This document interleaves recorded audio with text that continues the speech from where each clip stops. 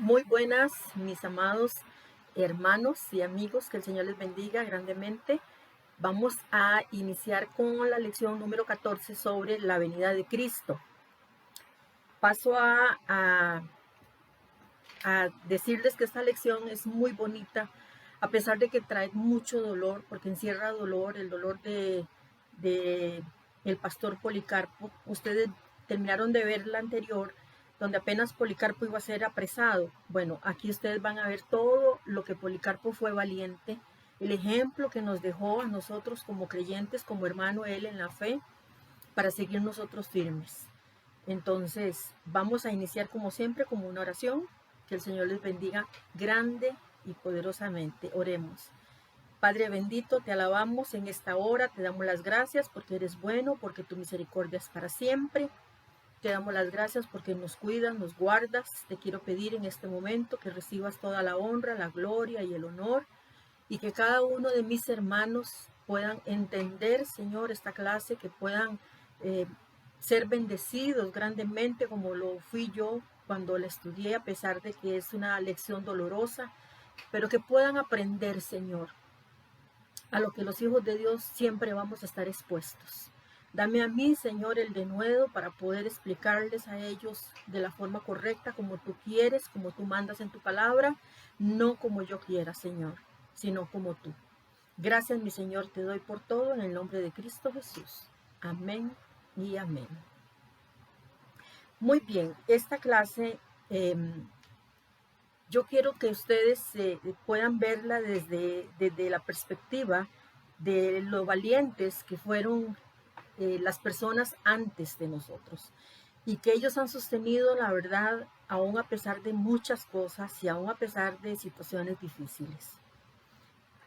Así que, amados hermanos, seguimos entonces y vamos a ver lo que Policarpo padeció por amor a Cristo. Este hombre de Dios, pastor de Esmirna, estaba dispuesto a morir con gozo, y nadie lo hizo desistir de lo que él ya tenía en mente. Los perseguidores de Policarpo, junto con los jinetes y tomando al joven con ellos, se acuerda que en el anterior nosotros vimos que él, un familiar de Policarpo, lo habían agarrado, lo habían torturado, y él había confesado dónde estaba Policarpo. Entonces ellos siguieron buscándolo, no cesaron de buscarlo. Entonces, junto con los jinetes, por eso vemos esta lección, que junto con los jinetes y tomando al joven con ellos, al que les dijo, siguieron adelante a la hora de la cena del día de la preparación, con sus armas habituales. Como si salieran, ellos iban como si era un ladrón, como si Policarpo fuera un ladrón. Esa fue la posición que tuvo la gente que iba a apresar a Policarpo.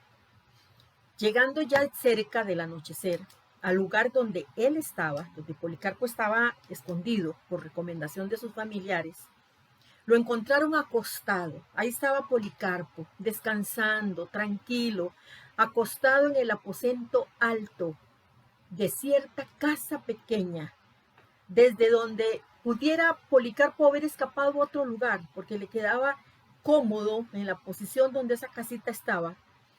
Policarpo pudo haber escapado, Policarpo pudo haber ido huyendo, más en la forma en que ellos iban a llegar a atrapar a Policarpo, aunque él lo ignoraba. Pero si ya él había escapado, él sabía que no iban a llegar con buena intención si lo encontraban. Entonces, Policarpo podía haber escapado, pudo haber sido a otra parte, pero Policarpo no quiso. Y cuando él se da cuenta que ellos llegan, él lo que dice nada más es que se haga la voluntad de Dios. Así que cuando escuchó ya que habían llegado, Policarpo desciende y habla con ellos, con los que venían eufóricos a apresarlo. Y los que estaban presentes para apresarlo se maravillaron más bien por la edad de Policarpo, por la constancia que Policarpo tenía, y hasta algunos de ellos dijeron: se ha hecho todo este esfuerzo por capturar a este venerable hombre. O sea, a ellos les extrañó tanta saña para ir a capturar a un hombre que era un anciano, que de hecho ellos vieron que era un anciano. Y entonces por eso es que uno de ellos dice, tanto esfuerzo para capturar a este venerable hombre. O sea, ¿qué pasa? ¿Verdad? Ellos mismos se sorprendieron. De inmediato Policarpo, en esta misma hora, ordena a los que estaban con él en esa casita que les pusiera delante de ellos algo de comer y de beber. Vean el corazón de este cristiano. Él sabía que venían a buscarlo. Sin embargo, él sabía que había sido un camino largo, que había sido un trayecto largo el que habían tenido que hacer, y pide a los que están en la casa que les sirvan a esta gente algo de comer y algo de beber. Que sin duda tanto como ellos necesitaran, que así comieran. Mientras él, sabiendo que venían a apresarlo, Policarpo les implora a ellos, les ruega, les hace esa petición salida del corazón, que le permitieran por lo menos una hora para orar sin que lo molestaran.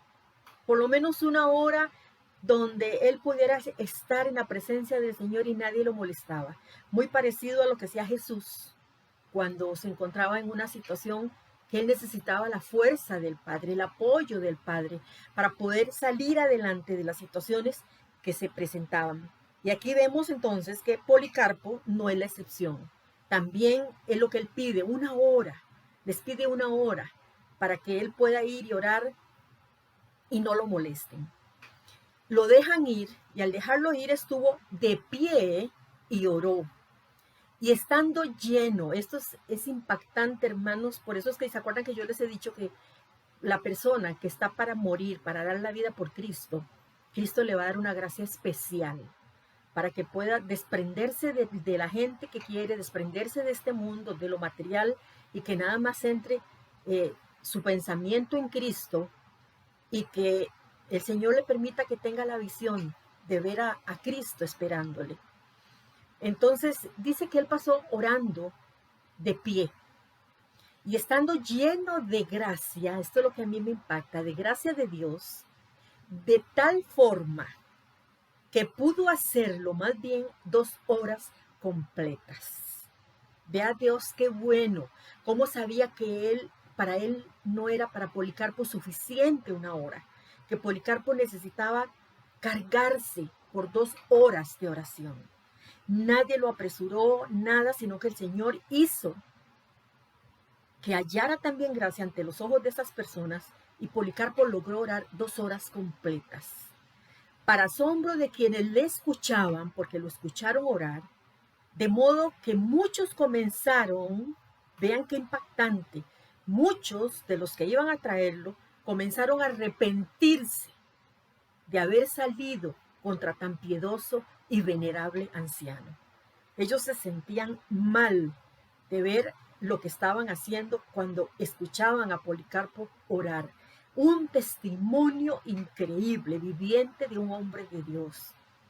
Ahora bien, apenas Policarpo hubo dejado de orar y ya habiendo hecho mención de todo lo que en algún momento había estado en contacto con él, tanto grande como pequeño, ilustre o no ilustre u oscuro, y habiendo llegado el tiempo de su partida ya para llevarlo, lo pusieron encima de un asno y lo condujeron dentro de la ciudad, siendo el día del gran Shabbat, o sea, el gran día de reposo. Iban a haber unas fiestas de celebración porque se les celebraban siempre el gran Shabbat. Recuerde que todavía ellos estaban celebrando estas fiestas, y entonces ellos iban a hacerlo.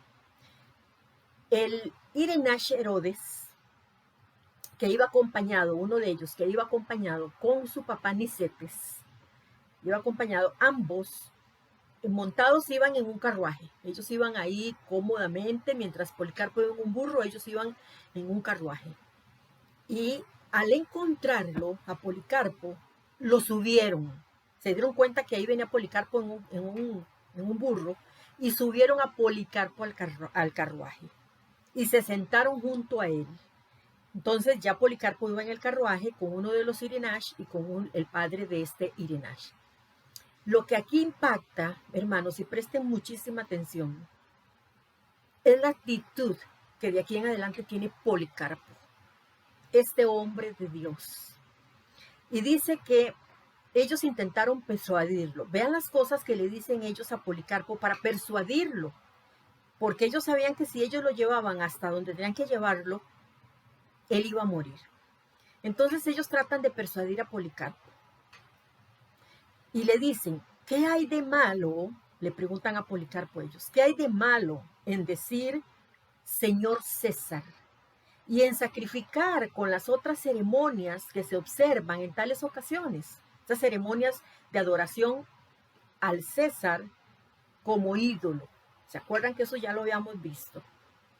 Y entonces ellos le dicen, y celebrar y sacrificar con las otras ceremonias que se observan en tales ocasiones, y de esta manera garantizar su seguridad. Pero él al principio, Policarpo al principio, no les respondió. Y cuando siguieron insistiendo y insistiendo, Policarpo se volvió y les dije, no haré lo que ustedes me están aconsejando. Él iba ya con tanto poder del Señor, él ya iba tan decidido de verdad cuando él dijo en su habitación que todo estaba bajo la voluntad de Dios, que él lo único que les dijo fue eso, no haré lo que ustedes me están aconsejando. Así que ellos viendo que ya le habían insistido tanto y que no había manera de convencer a Policarpo de que adorara al César, sin esperanza alguna de persuadirlo, comenzaron a decirle palabras llenas de resentimiento a Policarpo y lo lanzan violentamente del carruaje. Vean qué injusticia, un anciano. Lo lanzan violentamente del carruaje, de manera que al bajar Policarpo del carruaje se disloca una pierna. Vean qué triste, hermanos, todo lo que ya él empieza a tener ese camino de sufrimiento por amor al Señor. Entonces se disloca una pierna por la caída que él se da del carruaje, porque ellos más bien lo lanzan. Era tanto el enojo que ellos sentían de que siendo las autoridades que ellos eran, el Irinash ahí en el carruaje y lo montan al carruaje para convencerlo y no lo logran. Entonces ellos se iban bien molestos, porque no era un adepto más para adorar al César. Pero sin perturbarse, Policarpo, y como si no hubiera pasado nada, como si no estuviera sufriendo nada, siguió con entusiasmo y a toda prisa su camino. Y lo condujeron al estadio, donde el tumulto era tan grande que no había posibilidad alguna de poder ser escuchado, porque era tanta la cantidad de gente que no tenían posibilidad de ser escuchados. Al entrar Policarpo, el estadio oyó una voz del cielo que decía, al entrar, entra Policarpo al estadio, y hay cerca de Policarpo las personas que están alrededor de él, y mientras ellos gritaban y gritaban y gritaban, vea qué fuerza la de esta voz, que Policarpo logra escuchar, Policarpo logra oír esta voz cuando entra al estadio, y la voz lo que le dice desde el cielo es, sé fuerte y muéstrate como un hombre, Policarpo. Esa es la voz que él escucha. Nadie vio quién fue el que le habló de los que estaban alrededor de Policarpo. Pero algunos de nuestros hermanos que estaban presentes escucharon esta voz. Entonces se dieron cuenta que alguien que para ellos fue asombroso y había sido Dios, que había hablado con Policarpo y le había dicho que se mostrara como un hombre valiente, sé fuerte. Cuando lo trajeron delante del tumulto, entonces se hizo grande al escuchar que habían arrestado a Policarpo. Ya la gente lo estaba viendo, ya el tumulto se estaba dando cuenta. Y cuando él se acercó al procónsul, le preguntó el procónsul a él, ¿tú eres Policarpo? Muy parecido a lo que le preguntan a Jesús, ¿verdad? ¿Tú eres Policarpo?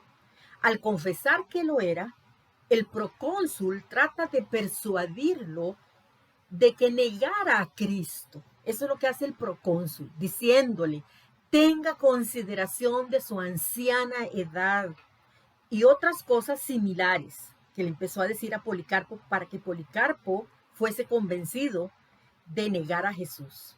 De acuerdo con la costumbre, lo que le decían era arrepiéntase y diga, fuera con los ateos. ¿Cuáles eran aquí los ateos? Los cristianos, como Policarpo. ¿Se acuerdan que llamaban ateos a todos los que en el panteón de los romanos no brindaban ningún tipo de adoración a ninguno de los dioses? Bueno, entonces a él eso es lo que le dicen, que diga, fuera con los ateos, con sus hermanos en la fe. Recuerde que así entonces ellos le decían a los cristianos. Pero Policarpo, contemplando con semblante severo a toda la multitud, muy serio, muy severo, viendo a toda la multitud de todos esos perversos paganos que estaban en ese estadio, en ese momento, y agitando las manos, Policarpo empieza a agitar las manos hacia ellos. Me imagino que él las levanta y él agita las manos contra ellos. Con gemidos, Policarpo mira al cielo y dijo, fuera con los ateos. A él le pidieron que dijera fuera con los ateos por los cristianos. Él señala a los que están en el estadio y les dice fuera con los ateos, a los que estaban en el estadio pidiendo que negara al Señor. Entonces el procónsul, asombrado, lo apremió y diciéndole, jure y lo libertaré, reniegue de Cristo. Y Policarpo declaró, 86 años le he servido a Cristo y él nunca me ha hecho mal alguno. ¿Cómo entonces puedo blasfemar a mi rey y mi salvador? Cuando el procónsul, a pesar de que él dijo esto, lo presiona otra vez y le dijo, jure por la suerte de César. Y Policarpo respondió, como usted en vano me apremia con esto, como usted dice, debo jurar por la suerte de César y pretende desconocer quién y qué soy yo. Declaro aquí, con denuedo, que soy cristiano. Vean la valentía de Policarpo y ya el estadio lo estaba escuchando, toda la multitud. Que soy cristiano. Y si usted quiere conocer cuáles son las doctrinas, se lo dice directamente al procónsul, cuáles son las doctrinas del cristianismo, desígneme un día y las escuchará. El procónsul respondió, persuada a las personas, o sea, todos los que te quieren muerto. Pero Policarpo dijo, a usted considero que es correcto ofrecer una explicación de mi fe, porque se nos enseña a dar el debido honor, lo cual implica que no haya agravio sobre nosotros mismos. A las potestades y autoridades que son ordenadas por Dios, se nos ordena obedecer y respetar. Pero en cuanto a esos, no los estimo dignos de recibir ninguna explicación de mi parte. Entonces el procónsul le dijo, tengo bestias salvajes en mi mano. A ellas lo arrojaré, a menos que se arrepienta. Pero Policarpo vuelve entonces a responderle, entonces llámelas, porque no estamos acostumbrados a arrepentirnos de lo que es bueno a fin de adoptar lo que es malo. No es la costumbre de un cristiano. Y para mí es bueno cambiar de lo que es malo a lo que es correcto. Pero una vez más, entonces, el procónsul le vuelve a insistir y le dice, haré que el fuego consuma tu vida para que lo destrocen las bestias salvajes si no se arrepiente. Pero Policarpo dijo, usted me amenaza con fuego que arde durante 1 hora y después de ese poco tiempo el fuego se extingue, pero en hora del fuego del juicio venidero y del castigo eterno que está reservado para los impíos. Pero, ¿por qué se tarda usted? Lleve a cabo lo que desea. No me voy a oponer. Mientras hablaba estas y otras cosas similares, Policarpo fue lleno de confianza y de gozo, y su semblante lleno de gracia, de modo que no solo no se desplomó, como si no lo afligieran las cosas que le habían dicho, sino por el contrario, el procónsul se quedó asombrado. Vea qué manera de testimonio. Y envió a su heraldo a proclamar en medio del estadio 3 veces: Policarpo ha confesado que es cristiano. Policarpo ha confesado ser cristiano. Policarpo ha confesado ser cristiano. Cuando el heraldo proclamó esto, toda la multitud, tanto de paganos como de judíos, y en voz alta: este es el maestro de Asia, el padre de los cristianos, y el que derriba nuestros dioses, el que ha estado enseñando a muchos que no hagan sacrificios y que no adoren a los dioses.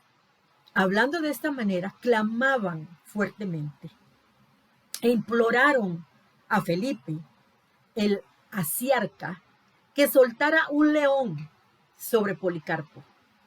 Pero Felipe respondió que no era lícito que él hiciera esto, entendiendo que los espectáculos de bestias salvajes ya había finalizado. Entonces les pareció bien clamar porque se les concediera algo. Y entonces a Policarpo, ellos lo que piden es que se le queme vivo en la hoguera. Porque esto era necesario. Porque era necesario para que se cumpliera la visión que se le había revelado a Policarpo en cuanto a su almohada. ¿Se acuerdan que el Señor lo preparó desde antes? Y él había tenido esto. ¿Por qué tuvo ahí sí Policarpo una visión? Porque no estaba terminada toda la Biblia. Recuerden que todavía en este tiempo estas cosas suceden porque la palabra de Dios no está terminada.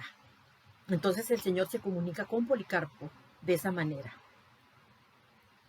Cuando Policarpo, al verla ardiendo mientras oraba, se volvió y él mismo dijo proféticamente a los fieles que estaban con él: debo ser quemado vivo. ¿Se acuerdan que eso es lo que él dice? Esto entonces se llevó a cabo con mayor brevedad que la que tomó decirlo. Cuando Policarpo dijo, bueno, hágalo, entonces rapidito, que lo quemaran.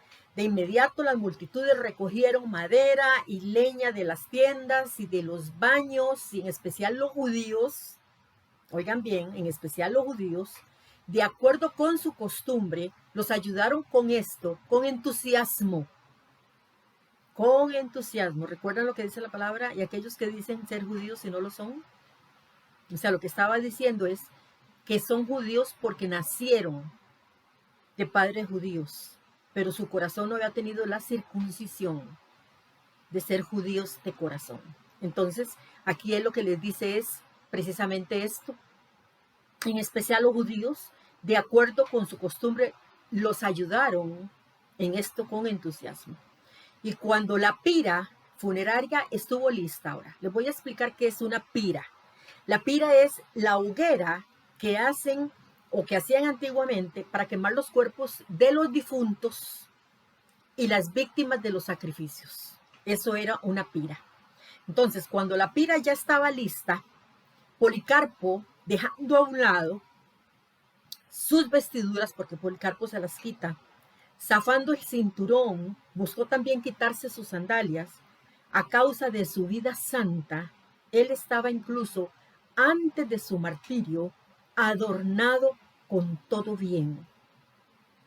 De inmediato lo rodearon con esas sustancias que se preparan para la pira funeraria, pero cuando estaban a punto de asegurarlo con clavos, él dijo, porque lo iban a clavar, él dijo, déjenme como estoy, porque el que me ha dado fuerza para soportar el fuego, también me capacitará, vean su fe, me capacitará sin que ustedes me aseguren con clavos para permanecer sin moverme en la pira.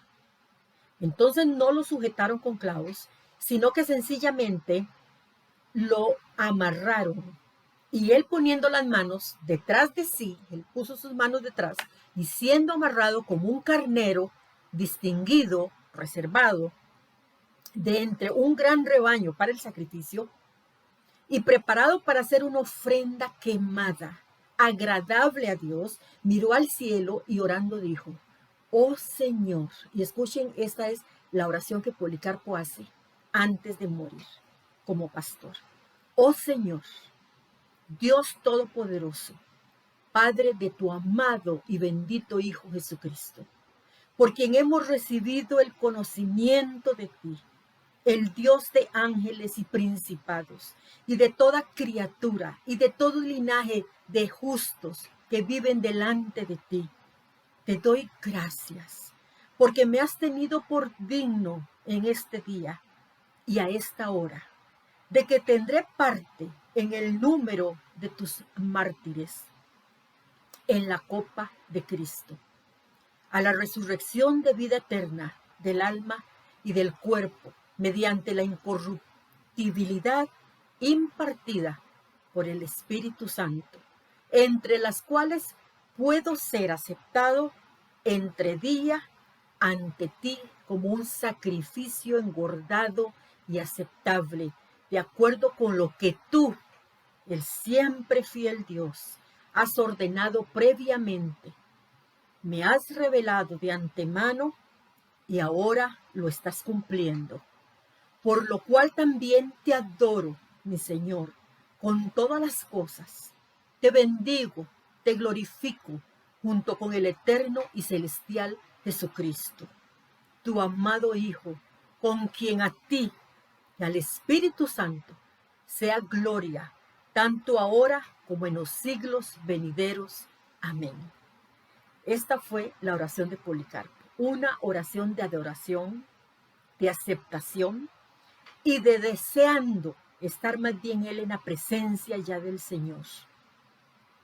Él deseaba hacer esa ofrenda para el Señor. Cuando hubo pronunciado Policarpo ya este amén, y de esta forma, terminado su oración, los que habían sido designados encendieron el fuego, y mientras la llama avanza con gran furia, nosotros, el que cuenta esta historia de Policarpo, que es un hermano en la fe, y es un erudito, estuvo en este tiempo, en la época de Policarpo, por eso es que lo cuenta, y lo cuenta así.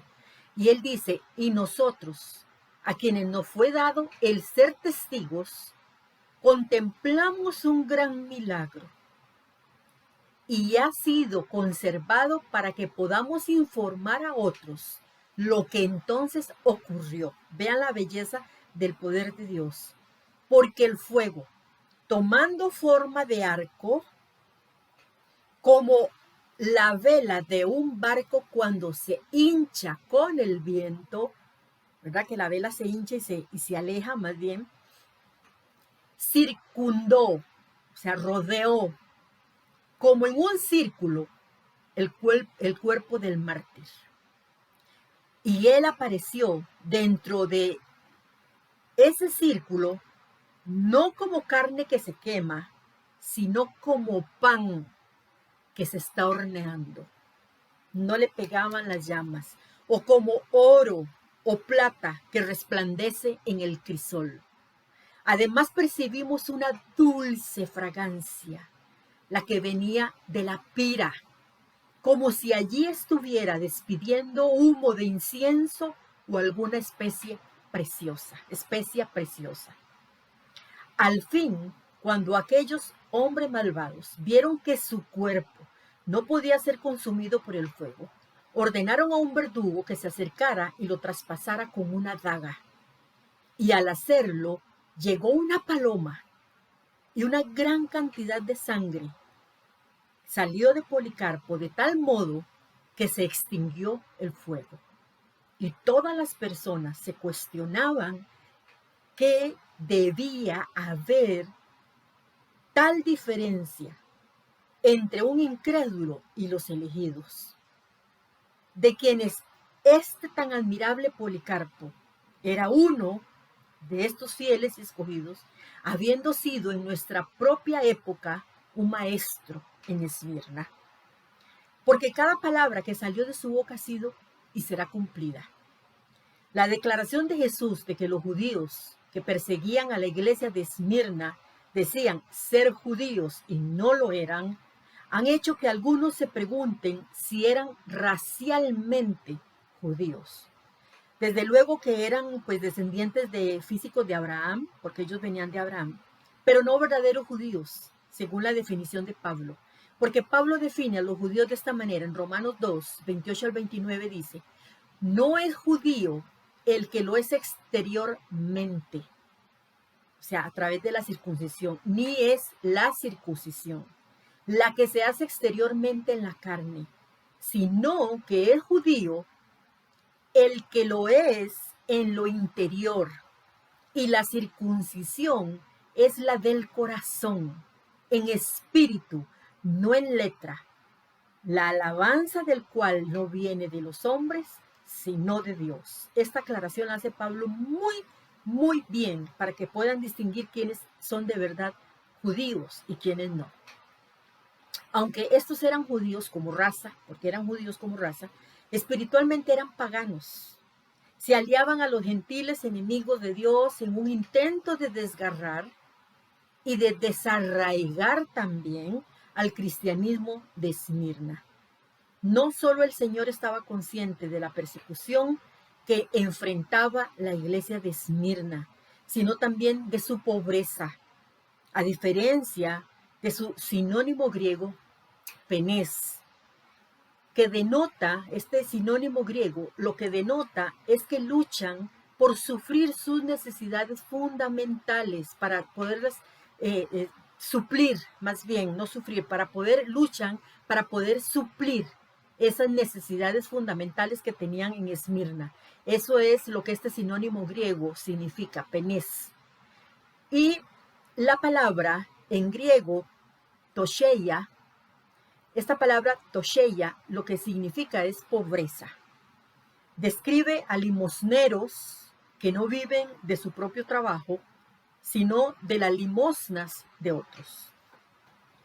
Muchos de los creyentes de Esmirna eran esclavos. La mayoría estaban desamparados. Los pocos que habían tenido posesiones, sin duda, las habían perdido en la persecución.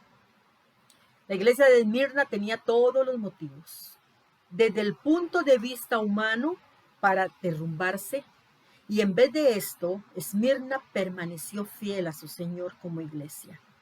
Nunca, a diferencia de Éfeso, Esmirna dejó su primer amor, ese amor a Él.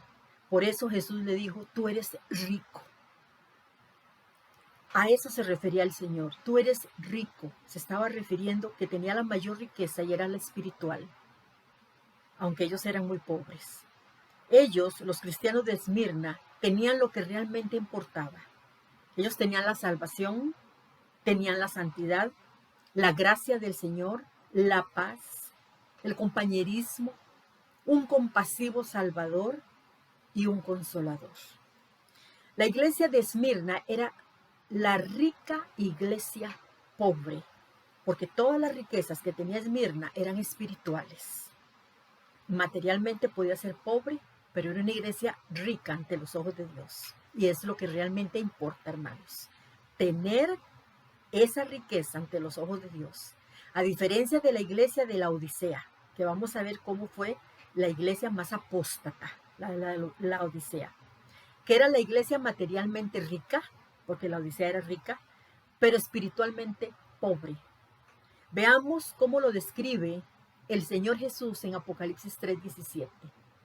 Dices, le dice a los de la Odisea, dice, soy rico, me he enriquecido y no me hace falta nada. Pero no te das cuenta de que el infeliz y miserable y el pobre y ciego y desnudo eres tú. El Señor eso se lo dice a la Odisea. Vean qué tremendo lo que el Señor les reprocha. Y entonces la iglesia de Esmirna tipifica la riqueza espiritual de las fieles iglesias que han sufrido a lo largo de la historia. El mandato. Aquí terminamos la historia de Policarpo, una historia realmente conmovedora. Lo hace a uno a meditar mucho. Yo espero, hermanos, que ustedes mediten mucho en esta situación de Policarpo, de saber realmente y ustedes ponerse a prueba la clase de cristianos que cada uno de ustedes son, como lo hice yo, ponerme a prueba qué clase de cristiana yo digo realmente que soy. Y es realmente triste y al mismo tiempo lleno de gozo de ver el ejemplo que Policarpo da. Un ejemplo maravilloso de su fe en Cristo. Vamos a ver el mandato para esta iglesia de Esmirna. Apocalipsis 21:10 dice, no temas en nada lo que vas a padecer. Vea que el Señor ya se los está advirtiendo.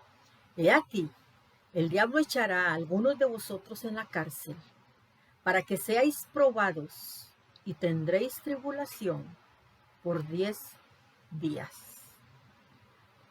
Esta primera parte de Apocalipsis 2:10 les dice que ellos tienen que ser fuertes y que el diablo los va a probar por 10 días.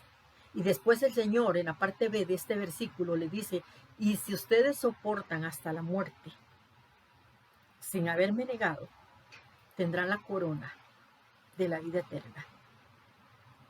Entonces, imagínense que el Señor sabía que eran 10 días en los cuales ellos iban a ser probados hasta morir. El Señor nunca hace las cosas sin advertirnos, hermanos. Nunca. El Señor siempre nos advierte. Ya desde ahora nosotros sabemos que siempre seremos odiados. Ya estamos advertidos por el Señor de que nos van a perseguir, de que van a estar en contra de nosotros, de que la mamá entregará al hijo, el hijo entregará a la mamá, se pelearán la suegra con la nuera y la nuera con la suegra. Ya sabemos que viviremos persecución. Ya el Señor lo ha dicho. Luego de elogiarlos por soportar fielmente la persecución a estas personas de Esmirna, Jesús les advirtió a los creyentes que aún faltaban cosas por venir. Antes de especificar su naturaleza, les ordenó que no temieran como lo que ellos iban a padecer, que no tuvieran temor. ¿Por qué les decía eso? Porque Él les estaba diciendo que yo les daré la fuerza para soportarla. Como les dijo a sus discípulos en Juan 16:33. En el mundo tendréis aflicción, pero confiad, yo he vencido al mundo. Eso es lo que estaba diciéndoles el Señor Jesús en esta carta. Por lo tanto, los creyentes que sufren en este rebaño pudieran decir como David, como dijo David en el Salmo 56:11, en Dios he confiado, no temeré. ¿Qué puede hacerme el hombre? Si nosotros vemos que lo que podamos pasar en una persecución, lo más terrible, puede ser la muerte. Hermanos, el morir es rápido. No va a ser para siempre. No va a ser eterno. El morir es rápido. ¿Qué nos puede hacer el hombre? ¿Qué nos puede hacer el hombre? Si el hombre no puede hacer nada, que a nosotros el Señor no nos conceda esa paz para poder soportarla. El hombre no puede hacer nada. Y si nos ponemos a ver en el tiempo, bíblicamente por los ejemplos de hermanos en la fe, yo veo que estos hermanos en la fe han muerto rápido. No han tenido muertes de suplicio. No han tenido muertes de muchas horas. El único que tuvo esa muerte tan tremenda y tan horrible fue Jesucristo. Fue solamente el Señor. Pero los demás, a través de la historia, han muerto rápido. O han muerto quemados, o los desollaron vivos. Entonces uno dice, ay, lo desollaron vivo. Sí, pero el dolor tan intenso hace que más bien más rápido partan con el Señor. Entonces es algo que nosotros tenemos que tener presente. Específicamente el Señor predijo que el diablo iba a echar en la cárcel a algunos de ellos de Esmirna. El propósito de Dios en permitir este encarcelamiento era para que ellos fueran probados, para que ellos al soportar esta prueba satisfactoriamente, los cristianos de Esmirna iban a poder probar ellos mismos la realidad de su fe. Ellos mismos se iban a dar cuenta cómo estaban ellos en la fe. Por eso antes les decía a ustedes que qué clase de cristianos somos, porque nos vamos a definir por nuestra fe. Y si ellos iban a ser fortalecidos, el Señor les prometió esa fortaleza. Segunda de Corintios 12, del 9 al 10 dice, pero Él me dijo, dice Pablo, te basta con mi gracia. Ahí está la promesa de esa gracia que no sabemos explicarla. Te basta con mi gracia, pues mi poder se perfecciona en la debilidad. Ahora le está encontrando sentido a este pasaje. Como cuando espiritualmente somos atacados o somos perseguidos, la gracia de Dios nos tiene que alcanzar y nos tiene que bastar, porque Dios lo está diciendo, que tiene que bastarme la gracia que Él me ha dado. Porque el poder del Señor, entre más débil, entre más atormentado, entre más perseguido sea, más se va a perfeccionar el poder de Dios en mí. Entonces le dice, pues mi poder se perfecciona en la debilidad. Por lo tanto, gustosamente haré más bien alarde de mis debilidades para que permanezca sobre mí el poder de Cristo. Por eso me regocijo en debilidades, insultos, privaciones, persecuciones y dificultades que sufro por Cristo. Porque cuando soy débil, entonces soy fuerte. Y probarían una vez más que Satanás no puede destruir la genuina fe salvadora. Vuelvo a repetir lo último. Y probarían una vez más que Satanás no puede destruir una genuina fe salvadora. Entonces estamos dándonos cuenta de que esta promesa que el Señor estaba haciéndole a ellos se podía cumplir. El Señor sabía que esa promesa se iba a cumplir y que ellos, entre más supuestamente débiles estuvieran, más bien más fuertes iban a estar. La batalla sobrenatural en Esmirna, hermanos, era solo como una escaramuza en la perenne guerra de Satanás contra Dios. Es algo pequeño, mínimo, para la gran guerra que viene y que hay. El plan de Satanás siempre ha sido atacar a los hijos de Dios y tratar de destruir su fe. Por eso, hermanos, uno de los títulos en las Escrituras, en Apocalipsis 12:10, a Satanás se le conoce como el acusador de los hermanos. Sin embargo, sus ataques contra los verdaderos hijos de Dios no pueden tener éxito, nunca van a tener éxito. Aun cuando un hijo de Dios muera por un ataque de Satanás, por una persecución, nunca va a tener éxito. Jesús así lo declaró, yo lo creo, hermanos, y yo espero que ustedes también lo crean, como también crean cuando el Señor dice, bástate mi gracia. Tenemos que hacer estos versículos nuestros. O sea, a mí me tiene que bastar la gracia del Señor y me va a bastar para lo que yo tenga que pasar.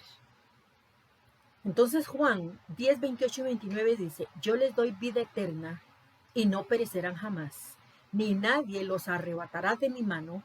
Mi Padre que me los dio es mayor que todos y nadie los puede arrebatar de la mano de mi Padre. Juan 6, 39 dice, esta es la voluntad del Padre, el que me envió, que de todo lo que me diere, no pierda yo nada, sino que lo resucite en el día postrero. Él sabe y nos dice como promesa que Él no perderá a ninguno de nosotros, que Él nos va a tener ahí, no nos va a perder, sino que en el día postrero vamos a resucitar. Como su gran sumo sacerdote, Jesucristo es quien intercede por nosotros. Vayamos a Hebreos 7:25 y dice así la palabra. Puede también salvar perpetuamente a los que por él se acercan a Dios, pidiendo siempre para interceder por ellos. ¿Quién intercede perpetuamente por nosotros? Jesucristo, el sumo sacerdote. En Romanos 8, 28 y 29 dice así: ahora bien, sabemos que Dios dispone todas las cosas para el bien de quienes lo aman. Ven que no es necesariamente que las cosas tienen que ser bien a nuestra vista. Puede ser que a nuestra vista sean feas, terribles, malas, pero son para el bien. El Señor así las designó. Para todos los que le aman, todas las cosas le ayudan a bien. Entonces, los que han sido llamados conforme a su propósito, porque a los que Dios conoció, de antemano también los predestinó a ser transformados según la imagen de su Hijo, para que Él sea el primogénito entre muchos hermanos. En este pasaje nosotros podemos ver con certeza que el apóstol Pablo describe la inquebrantable cadena para las personas que desean ser salvas. Desde el preconocimiento de Dios, de quienes aceptarán a su Hijo, porque es en su preconocimiento, en su presencia, Dios ya sabe quiénes le van a aceptar desde aún antes nosotros de ser concebidos, aún antes de que nuestra madre quedara embarazada, ya Él sabía quiénes íbamos a aceptarle como Salvador y quiénes endurecían el corazón y no le van a aceptar y permanecerán engañados, creyendo que lo han hecho y no lo han hecho. Entonces, desde el preconocimiento de Dios, de quienes aceptarían a su Hijo y quienes no, teniendo las personas la libertad de decidir si desean ese inmenso regalo de Dios, siendo salvos y luego una vez salvos, ya como hijos, Él nos conduce como su Padre que es a la predestinación. Y aquí es muy importante entender qué es la predestinación. La predestinación no es que nos escogió para salvarnos. Eso es una doctrina calvinista. No nos escogió el Señor para salvarnos, a unos sí y a otros no. No es así. El Señor en su presciencia, en su preconocimiento, al saber de antemano quiénes lo iban a aceptar, como ya Él sabía, voy a ponerme como ejemplo yo y me disculpan que sea yo la que me ponga de ejemplo. Como ya el Señor sabía que yo la iba a aceptar, a mí me predestina, me pone un destino para que yo ande en sus pisadas. Eso es la predestinación bíblicamente hablando. Yo estoy predestinada, como dice Efesios 8:10, que dice que Él preparó las obras de antemano para que anduviésemos en ellas. Esa es la predestinación. Es el eficaz llamado a ser nosotros obedientes, de crecer en el conocimiento de su Hijo Jesucristo y de llegar a ser como Él, como Cristo. Veamos lo que dice Efesios 3 del 18 al 21. Seáis plenamente capaces de comprender con todos los santos cuál sea la anchura, la longitud, la profundidad y la altura, y de conocer el amor de Cristo que excede todo conocimiento, para que seáis llenos de toda la plenitud de Dios. Y aquel que es poderoso para hacer todas las cosas mucho más abundantemente de lo que pedimos o entendemos, según el poder que actúa en nosotros. A Él sea la gloria en la iglesia en Cristo Jesús, por todas las edades, por los siglos de los siglos. Amén. Entonces vemos que en este peregrinar que tenemos todos los cristianos verdaderos por delante, antes de llegar a nuestra patria celestial, debemos ser obedientes, hermanos, porque para eso fuimos predestinados, para obedecer, para seguir las pisadas de Jesús. Debemos ser fieles, trabajando en la obra del Señor. Veamos Efesios 4:7 lo que dice. Este trabajo debe continuar hasta que estemos todos unidos en lo que creemos y conocemos acerca del Hijo de Dios. Nuestra meta es convertirnos en gente madura, vernos tal como Cristo y tener toda perfección. Así que, hermanos, hasta que lleguemos a su presencia y mientras tanto estamos caminando en las obras que Él dejó para andar en ellas. Y el Señor mismo nos ha dejado cosas que hacer para lograr conformarnos a la imagen de su Hijo Jesús, una vez que somos salvos por gracia y por medio de la fe. Vamos a leer el pasaje para que ustedes lo puedan entender, porque Él nos predestinó para andar en buenas obras. No nos escogió, este sí es salvo, este no, este sí, este no. No es así. La predestinación es distinta. Efesios 2, del 8 al 10, dice, porque por gracia son salvos, por medio de la fe, y esto no de vosotros, pues es don de Dios, no por obras, para que nadie se gloríe, porque somos hechura suya, creados en Cristo Jesús, ¿ven? Creados en Cristo Jesús, para buenas obras, las cuales Dios preparó de antemano para que anduviésemos en ellas.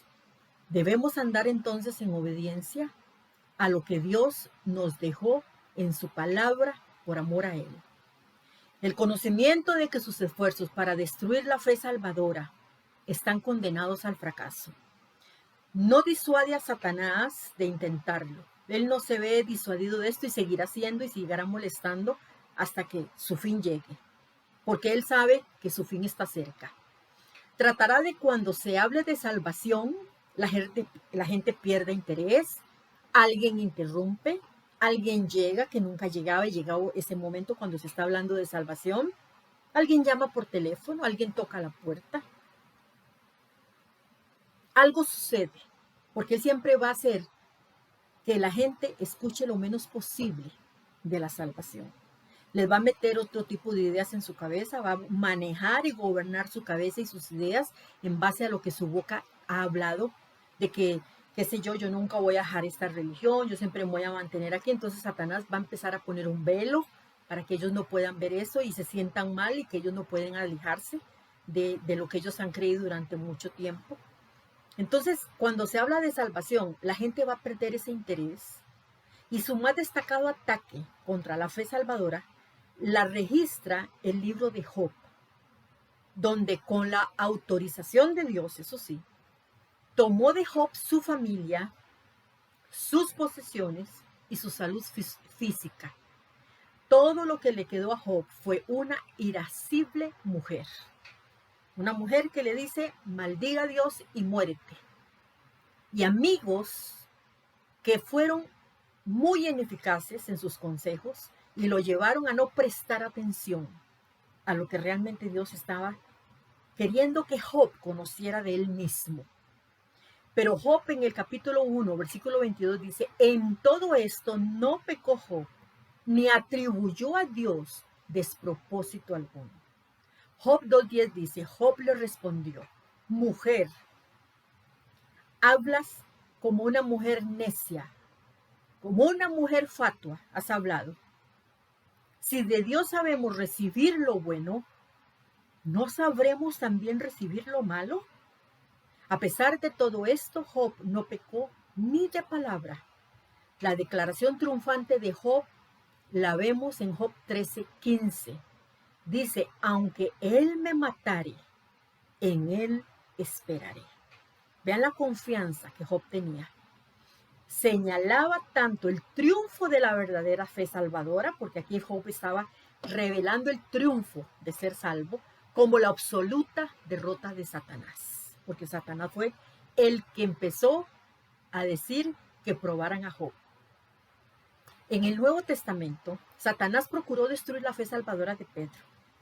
Jesús se lo advirtió, por eso les digo que Jesús siempre nos advierte. En Lucas 22, 31, 32, le dijo, Simón, Simón, he aquí Satanás te ha pedido para zarandearte como a trigo, pero yo he rogado por ti que tu fe no falte, y tú, una vez vuelto, confirma a tus hermanos. Vean qué interesante, el Señor no le está diciendo, Simón, Simón, Satanás ha pedido para zarandearte, pero yo voy a ponerlo en raya. No, él le dice, Simón, Simón, y aquí Satanás me ha pedido para zarandearte como a trigo, con esa fuerza. Y lo hizo cuando Pedro negó al Señor. Pero yo he rogado por ti que tu fe no falte. O sea, que te mantengas, Pedro, que puedas mantenerte, que su fe siga, aunque te zarandee, aunque te haga caer, pero que usted se mantenga y se pueda levantar otra vez. Por eso le dice, que tu fe no falte. Y tú, una vez vuelto, o sea, después de que te revuelque el enemigo, después de que el enemigo te haga sentir lo peor, una vez que vuelvas, Pedro, confirma a tus hermanos. Podemos ver que entonces Jesucristo no le dijo que no iba a pasar por esto, sino que él rogaba por Pedro para que su fe no le faltara.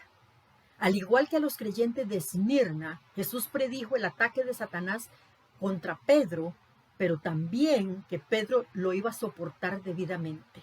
Por eso le dijo, y cuando una vez vuelvas, confirma a tus hermanos. Así fue con los de Esmirna. De la misma manera les estaba diciendo, ustedes van a ser probados por Satanás por 10 días y manténganse en firme. Pablo también sobrevivió a lo peor de Satanás que pudo lanzarle y dice lo que le contestó el Señor.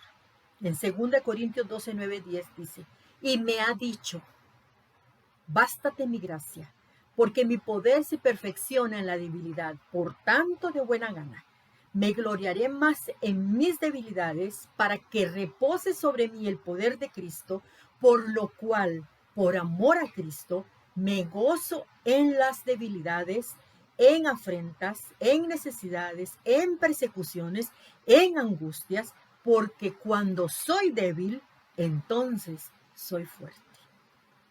Qué maravilloso poderlo decir nosotros también de esa manera. Dios, quien controla de manera soberana todas las circunstancias de la vida, no permitirá a Satanás atormentar a la iglesia de Esmirna por mucho tiempo. Jesús promete que toda esta tribulación que ellos iban a tener iba a ser solamente por 10 días. Aunque algunos ven los 10 días como representados simbólicamente todo lo de los 10 periodos de persecución bajo los romanos, como algo terrible, o como el periodo indeterminado de tiempo, o como un tiempo de 10 años, por lo que Satanás iba a hacer, que los iba a sacudir bastante, no hay razón como exegética, para interpretarlo como algo que no sea los reales 10 días. O sea, a nivel exegético, en comparación, no hay para que yo pueda decir, no son 10 días literales. Eran 10 días literales lo que el Señor les estaba diciendo. El mayor asalto de Satanás sobre la iglesia local de Esmirna sería intenso, porque iba a ser 10 días intensos de ataques, pero breve. Vamos a ver el consejo que Dios le da a la iglesia de Esmirna.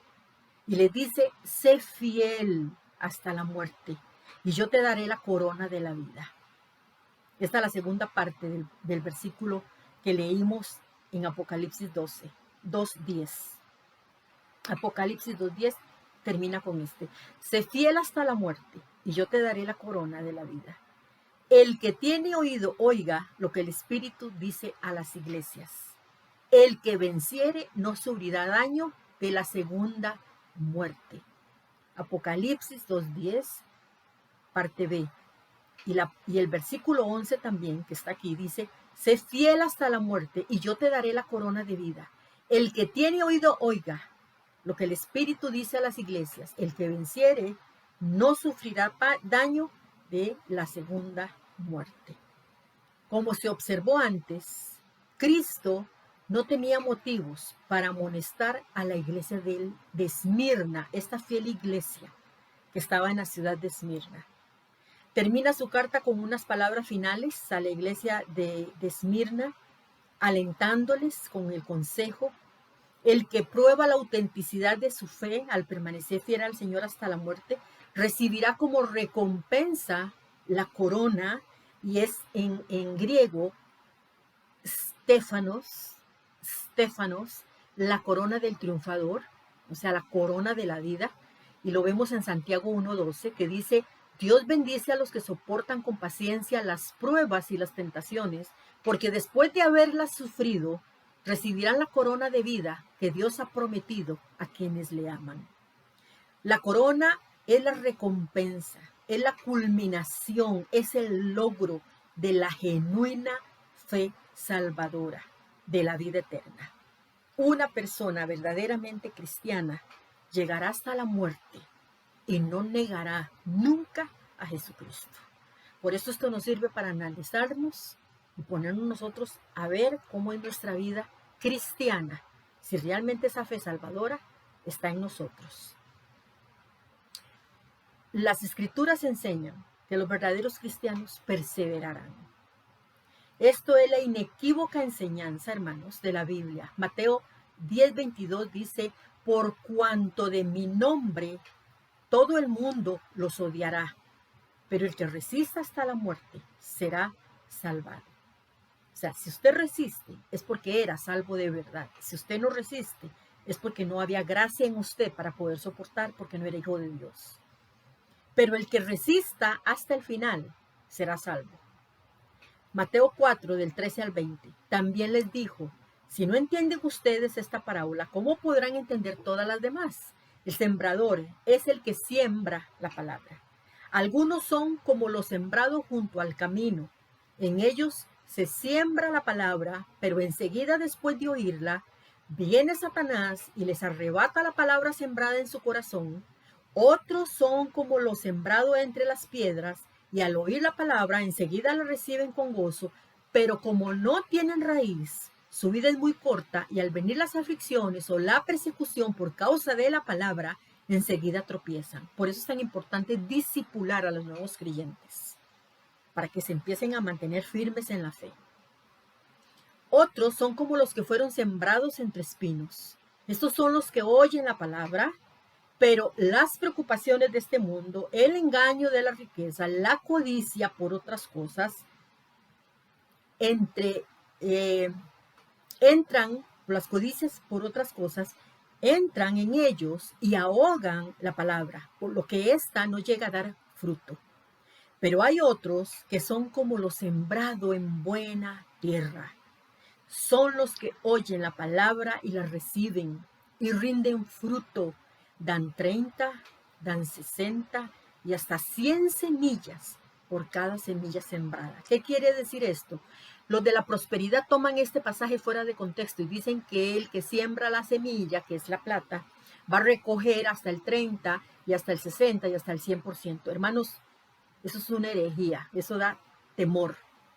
Lo que el Señor está diciendo es, el que escuchó bien la palabra, el que la interiorizó bien esta palabra, va a empezar a dar fruto de multiplicación, porque va a empezar a hablar de Cristo, no se lo va a poder aguantar, va a querer que todos tengan lo que ya Él tiene o ella tiene, que es la salvación.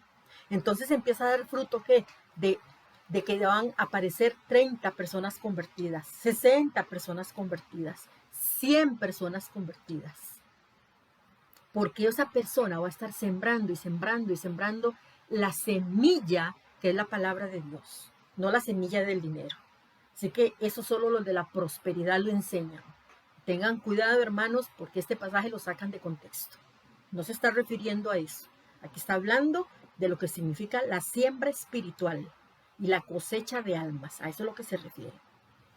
Juan 8:31. Entonces Jesús dijo a los judíos que habían creído en él: si ustedes permanecen en mi palabra, serán verdaderamente mis discípulos. ¿Se dan cuenta como todos los pasajes nada se contradice? Si ustedes permanecen fieles, les dice el Señor, ustedes de verdad van a ser mis discípulos. Colosenses 1, del 21 al 23 dice, y también a ustedes, que en otro tiempo eran extranjeros y enemigos, tanto en sus pensamientos como en sus acciones, ahora los ha reconciliado completamente en su cuerpo físico, por medio de la muerte, para presentárselos a sí mismo santos, sin mancha e irreprensibles, siempre y cuando en verdad permanezcan cimentados y firmes en la fe. Predica en todo la creación y debajo del cielo, del cual yo, Pablo, he llegado a ser ministro. Primera de Juan 2:19. Ellos salieron de nosotros, pero no eran de nosotros. Si hubieran sido de nosotros, habrían permanecido con nosotros, pero salieron para que fuera evidente que no todos son de nosotros. Este pasaje está hablando de la apostasía. Cuando uno da la clase de la apostasía, vemos que este pasaje es referente a la apostasía. Estaban con nosotros, estaban en nuestra iglesia, salieron, se fueron al mundo, nunca más volvieron, se fueron atrás, apostataron de la fe. ¿Y por qué fue que se fueron? Porque nunca fueron de nosotros, nunca fueron creyentes. Entonces, les gustó estar ese tiempito en la iglesia, y compartir y oír y parecer como que sí eran y todo, pero en realidad nunca de corazón fueron hijos de Dios y entonces apostatan de su fe. Niegan esa fe, ya no tienen interés en ese tipo de fe ni en ese tipo de compromisos que hay. Entonces, hermanos, como se observa en estas lecciones, cada una de las 7 cartas termina con la misma frase. Ustedes lo pueden revisar en sus Biblias. El que tiene oído, oiga lo que el Espíritu dice a las iglesias. Esto destaca el significado primordial de lo que Dios dice de las Escrituras. El que tiene oído, oiga lo que el Espíritu dice a las iglesias. Esto lo que está haciendo es destacando el significado primordial de lo que Dios dice en su palabra. Y subraya la responsabilidad del cristiano del prestarle atención, la promesa al que venciere. Vea que dice al que venciere, o sea, todos los cristianos verdaderos, todos los que de verdad aceptan a Cristo, no sufrirán daño de la segunda muerte. ¿Cuál es la segunda muerte? La primera muerte es la muerte física, que todos pasamos, todos sin excepción vamos a pasar por esa muerte, la muerte física. La segunda muerte es la muerte que vamos a tener cuando estemos en el infierno esperando la condenación. Y se acuerdan que la tercera muerte es la muerte eterna, cuando sean lanzados al lago de fuego y azufre y eternamente queden ahí. Entonces el Señor dice, todos los verdaderos cristianos no sufrirán daño de la segunda muerte, esa separación de Dios, de saber que ya yo no tengo oportunidad, no vamos a sufrir eso. Aunque los creyentes perseguidos pudieran sufrir la primera muerte, o sea, la física, nunca los verdaderos creyentes, óigalo bien, nunca van a experimentar la segunda muerte. Porque esta segunda muerte no es aniquilación, es muerte espiritual. Esa segunda muerte es una muerte espiritual, separación de Dios. Es consciente y eterna condenación en el infierno. Apocalipsis 20:14 dice, luego la muerte y el Hades fueron lanzados al lago de fuego, y esta es la muerte segunda. Apocalipsis 21:8. Pero los cobardes, y aquí hay una serie de pecados que se refiere a los no creyentes, o a los que dijeron que eran creyentes y en realidad nunca lo fueron. Pero los cobardes, los incrédulos, los abominables, los homicidas, los que incurren en inmoralidad sexual, los hechiceros, los idólatras y todos los mentirosos tendrán su parte en el lago que arde con fuego y azufre, que es la muerte segunda. Vean que aquí el Señor está abarcando cierta clase de pecados y como dice una parte de un pasaje de la Biblia, y dice, y cosas semejantes a estas. Tendrán su parte en el lago de fuego y azufre, que es la muerte segunda. Gente que nunca le aceptó y gente que dijo que le había aceptado y no era de corazón y nunca dejaron estos pecados. Y quizás nunca nadie se dio cuenta que los tenían a escondidas, pecados en lo oculto. Pero al Señor no se le pasa nada, hermanos. Hay una frase que yo quiero que usted la entienda y que la memorice o la escriba. Se la voy a repetir varias veces para que vean lo importante que es esta frase. No soy pecador porque peco. O sea, yo no digo, yo soy pecador porque peco, sino que peco porque soy pecador. O sea, lo que está tratando de decir es, yo no me mantengo limpio pero yo me puedo mantener limpio, pero me ensucio porque peco. Sino, más bien, que yo estoy pecando o peco porque siempre estoy sucio. Este cuerpo de muerte tiene que desaparecer. Este cuerpo corruptible, que se pudrirá, tiene que tener un cuerpo incorruptible, un cuerpo lindo, semejante al del Señor Jesucristo. Entonces la vuelvo a repetir, no soy pecador porque peco. No se confunda, hermano, porque esto lo usa mucho la gente para justificar su pecado y no venir a Cristo. No soy pecador porque peco. Entonces, como no soy pecador porque peco, yo me justifico ante Dios y entonces no tengo culpa. Sino que peco porque soy pecador. No soy pecador porque peco, sino peco porque soy pecador. No es la forma más fuerte en la que se puede negar en el idioma griego. La perseguida, la sufrida, pero fiel iglesia de Esmirna se levanta en todo tiempo como ejemplo. Lucas 8:15 dice, pero la semilla que cayó en buena tierra representa a los que con corazón bueno y recto retienen la palabra oída y dan una buena cosecha porque permanecen firmes. Como fielmente lo confesaron delante de los hombres, los de Esmirna, Jesús los confesará delante del Padre. Mateo 10:32 dice, a cualquiera que me confiese delante de los hombres, yo también lo confesaré delante de mi Padre que está en los cielos. Así como hizo Policarpo y todos los mártires que han pasado y no han negado su fe.